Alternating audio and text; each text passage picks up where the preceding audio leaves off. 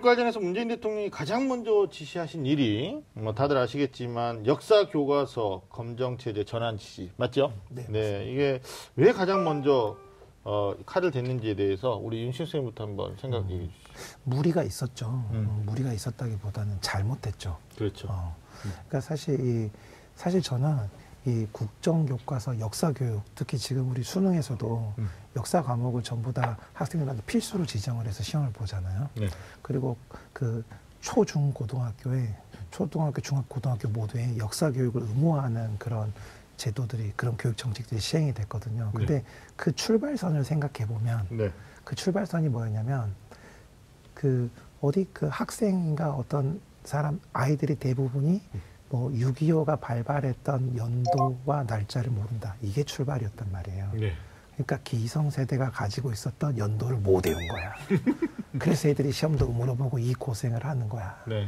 근데 사실 이 역사라는 건 역사적 사실이 언제 일어났냐를 아는 게 중요한 게 아니고 올바른 역사 인식을 갖는 건데, 역사가 사실 지난 일이잖아요. 이게 왜 우리한테 중요하냐면 끊임없이 우리의 오늘을 반성하는 유일한 도구인 거죠.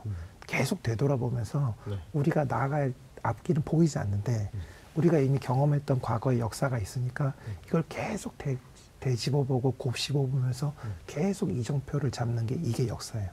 이스라엘이 이 어린 아이들한테 이 역사 교육을 어떻게 시키냐면, 그들의 조상들이 이 아우슈비츠에서 그 고문받고 죽임을 당했던 현장에 아이들을 데려가서 직접 보고 느끼고 그렇게 교육하면서 아이들이 울분을 토하고 다시는 이런 일이, 우리 민족이 이런 일을 겪으면 안 되겠다, 이런 마음을 갖게 하는 이런 역사 교육을 하는 거죠. 네. 모두가 의무적으로 뭔가 일정한 날짜와 인물들과 사건들을 업적을 외우는 이런 건 아니라는 거예요. 네. 그래서 저는 당연히 이게 먼저 네. 이런 조치가 있을 거라고 생각했습니다. 알겠습니다. 300% 공감합니다. 우리 박사님. 예. 그건 뭐 이제 지당하신 말씀이고요. 국정교과서를 폐지하는 거는 뭐 그건 거의 전 국민이 이해가 없을 거라고 생각을 합니다.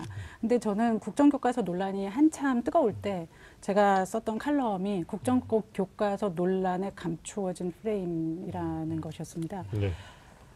마치 국정교과서는 악이고 거민정교과서는 그러면 선인 것처럼 이 구도가, 이게 우리 교육하는 사람으로서는 좀 생각을 해봐야 되지 않을까. 아이가 배움을 하는 그 현장, 그 아주 줌인을 해서 한번 들어가 보자고요.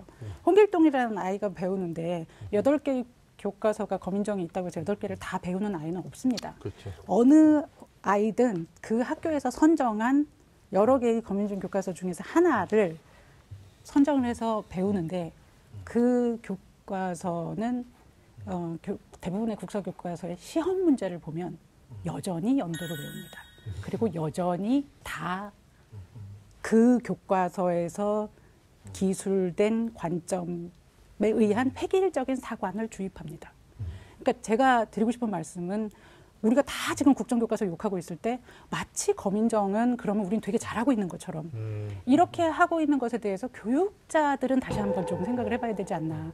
학생들은 국정을 배우든 거민정을 배우든 어찌됐건 어떤 한 교과서를 달달달 외우는 그런 교육을 해서 자기만의 어떤 역사적인 안목이라든가 시각이라든가 이런 거 못 배웁니다.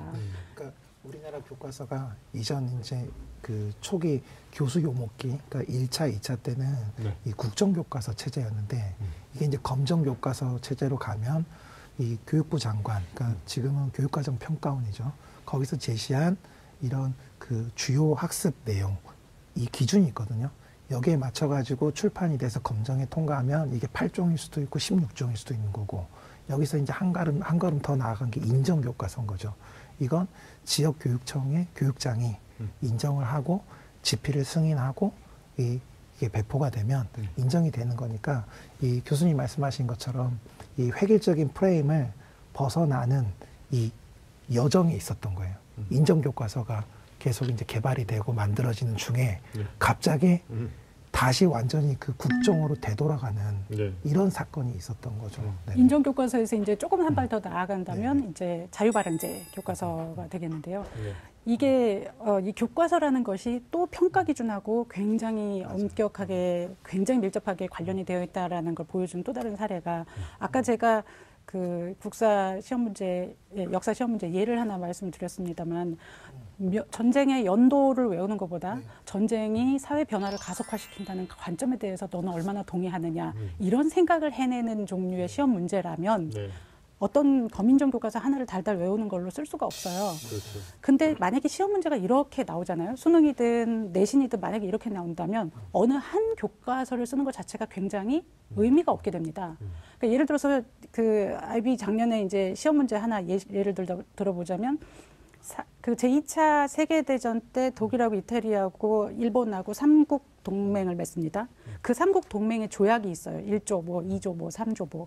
이 사건에 대해서 하버드의 어느 교수가 쓴 책이 있습니다. 그거의 지문 일부, 또 다른 전문가가 쓴 지문 일부, 이렇게 해서 지문 1, 2, 3을 주고 네 번째 지문은 신문의 만평, 만화 사파입니다. 그러고서 질문은 이 만화 사파가 의미하는 바를 1, 2, 3의 자료를 참고하여 한번 분석해봐라. 네. 그다음에 너가 후대의 역사가를 위해서 이 삼국동맹의 의미와 한계와 제한을 한번 설명을 해봐라. 이런 시험 문제를 냅니다. 그러니까 가용한 출판된 모든 언론의 자료를 역사적인 자료로, 교재로, 일종의 교과서로 쓸 수 있는 거를 시험에서 추구하고 있으면 그러면 수업 내용이 상당히 달라지게 됩니다. 사실은 이게 우리가 그 여러 가지 인정 교과서, 그다음에 검정 교과서가 있지만 사실 대한민국에 이미 그 역사 교과서 국정화되기 전에 사실 국정화가 돼 있어요. EBS로 국정화가 돼 있거든요. 왜냐하면 수능 연계율 70%. 그렇죠. 그러면 이게 국정 교과서예요. 근데 사실은 우리가 지금 2015 개정교육과정을 이제 본격적으로 시행하기 이제 막 직전인데 네. 사실 2015 개정교육과정의 출발점은 7차 교육과정이거든요. 근데 이 7차 교육과정에 어떤 게 가장 기본적인 골자냐면 그 교수님 말씀하신 것처럼 이 교사가 그 교수학습을 진행하는 과정에서 교과서에만 얽매여서 이것만 가르치지 말고 자유롭게 재량껏 편집하고 다시 정리하고 추가로 다양한 어떤 자료나 이런 것들을 학생들한테 널리 두루 종합적으로 가르쳐라. 이게 이미 그 7차의 정신이었거든요. 네.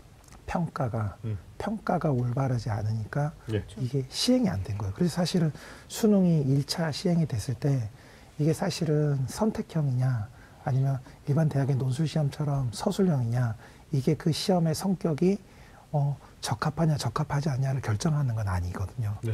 왜냐하면 선택형으로도 리트 같은 시험에서는 학생들의 사고력을 충분히 평가할 수 있는 문항 구성이 가능하거든요. 네. 네. 네, 서술형이라고 해도 또 네, 맞아요. 이걸 네네. 끄집어내지 못하는 거 많습니다. 네네, 서울대학교에서는 맞습니다. 누가 A+를 받는가 책에서 네네. 서울대학교는 객관식 시험을 보지 않습니다. 그럼에도 불구하고 교수님의 말을 그대로 카피하고 네. 교수님의 관점, 용어, 논리의 흐름을 그대로 숙지하고 그대로 토해내는 것이 높은 맞아요. 학점 요인으로 밝혀졌지는 않습니까? 그렇지. 네. 그래서 사실은 서술형이다 혹은 논술형이다가 어떤 비판적이고 창의적인 사고를 보증해주지는 않는다. 네, 그런. 알겠습니다. 여기서 우리가 이제 지금까지 새 정권의 어떤 교육 공약에 대한 큰 그림 안에서 우리가 조금 더 나아가기 위한 또 뭐 경쟁하는 나라들과 우리 인재들이 어떻게 또 육성돼야 되는지에 대한 어떤 거시적인 것들을 많이 얘기했어요. 근데 실제적으로 좀 더 구체적인 그림, 이제 새 정권의 교육 정책 기대와 우려에 대해서 우리가 조금 자세히 이야기를 나눠봐야 될 텐데 우리끼리 얘기를 나누기 전에 정말 뭐 아까도 잠깐 설문 얘기가 나왔었는데 여러 집단들의 생각이 좀 다 다를 수 있습니다. 그래서 오늘은 특별히 전화 찬스를 쓰려고 그래요. 찬스. 찬스 써서 방송국에 직접 오시고 싶지만 정말 못 오시는 분들이 있단 말이에요. 예. 그래서 그분들하고 우리가 전화 통화를 통해서 뭐 우리가 좀 안건별로 좀 이야기 나눠보는 시간 갖고 그리고 또 저희들 생각을 같이 녹여서 정리하는 걸로 그렇게 한번 해볼까요? 요청을 하겠습니다. 전화 찬스. 전화 찬스 쓰겠습니다. 네, 목도 안 좋으니까 전화 찬스를 쓰는 걸로 그렇게 해보도록 하겠습니다. 한국진로진학정보원의 진동섭 이사님이 사교육 쪽에 계신 분의 목소리를 우리가 이번에는 대학의 목소리를 조금 더 자세하게 들어보도록 하겠습니다. 현재 재수생하고 고등학교 2학년 자녀를 두신 우리 학부모님 전화 연결이 되어 있습니다. 연결해 보겠습니다. 여보세요? 네, 여보세요? 네. 알았어요. 자기 전에 목소리가